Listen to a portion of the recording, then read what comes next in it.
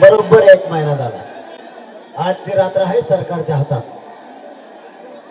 आजची रात्र सरकारच्या हातात आहे। मराठ्यांना ओबीसीतून आरक्षण द्यायचं आपली सरकारकडे मागणी आहे। 83 क्रमांकाला मराठा आणि कुणबी एके सरसकट मराठ्यांना कुणबी प्रमाणपत्र द्यायचं ही 29 ऑगस्ट पासून मागणी। सगळ्या सोयऱ्यांची अंमलबजावणी आमच्या व्याख्याप्रमाणे करायची ही आपली मागणी आहे। हैदराबादच्या गॅजेटसह सातारा आणि बॉम्बे गव्हर्नमेंटचे गॅजेट लागू करायचं ही मागणी। आंतरवालीसह राज्यातल्या सगळ्या केसेस मागे घ्यायच्या अशा एकूण आपल्या 9 मागण्या। जर नीट ऐकताय का तुम्ही?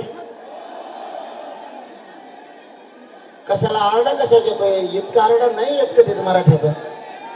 तुम्हाला एक काम सांगतो, फक्त खाली बसा, कोणाला म्हणू नका। 10 मिनिटात उरकितो, सगळे सायलेंट व्हा। सरकारला वाटलं पाहिजे शांतता मराठ्यांची। एक दिवस 288 उमेदवार पाडल्याशिवाय सोडत नाही, इतकं शांत व्हा। एकूण आपण केलेल्या मागण्या 9, सरकारची तारीख घेतली 13 जुलै।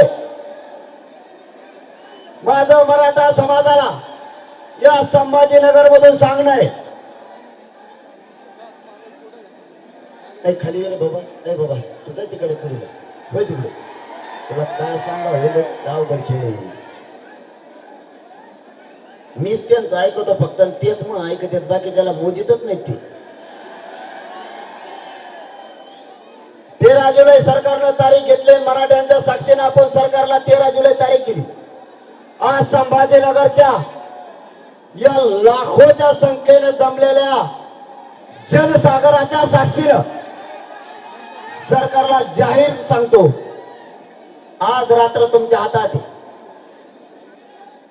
तुम्ही ठरलेल्या 9 मागण्या याची अंमलबजावणी करायची। बार बार मागण्यावर बोलायला वेळ घालत नाही, कारण माझा मायबाप समाज सकाळपासून रस्त्यावर याची जाणीव मला ठेवावी लागणार आहे। मी आजची रात सरकारच्या हातात आहे। आज पहिल्या टप्प्यातला समारोप आहे, एकूण 5 टप्प्यात राज्यात सगळ्या मराठ्यांना विश्वासात घेतल्याशिवाय निर्णय घ्यायचा नाही, हा आपला पण आहे। आणि सगळ्या मराठ्यांना विश्वासात घेतलाय, म्हणूनच मराठी आतापर्यंत 1.5 करोड आरक्षणात गेले आणि मुलींना पण मोफत शिक्षण मिळालंय। मी एकदम महत्वाच्या विषयाला आज हात घालणार आहे, कारण बार बार लय वेळ बोलून आता वेळ घ्यायला तुम्ही दमलेले आणि मी पण दमलेलो आहे। एक 10-15 मिनिटं बोलू का?